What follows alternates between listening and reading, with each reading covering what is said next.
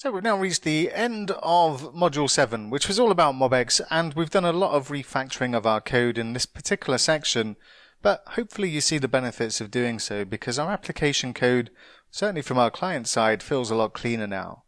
And let's just take a look at the summary. And we've looked at an introduction to MobX and seen the API methods we're using, and it's pretty straightforward to use from a learning perspective. It's not difficult to get started with MobX. We also use the React context to store our store and make it accessible for anywhere inside our application. And we did a whole bunch of refactoring here as well.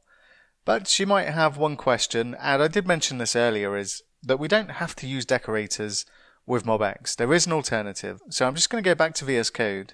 So this is an example of a class using our existing store, but just converted to not use decorators. And what we're using instead is this decorate function.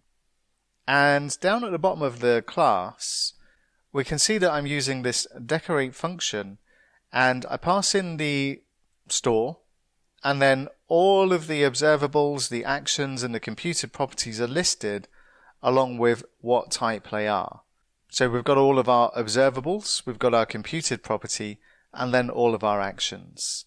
And then if we take a look at the actual code, we can see that the observables are now just declared as normal class properties. Our computed property still uses the get operator followed by the function. And then all of the other methods inside here are just normal functions that are not decorated with the action decorator. So up next, we're going to take a look at React Router and add some routing functionality into our application.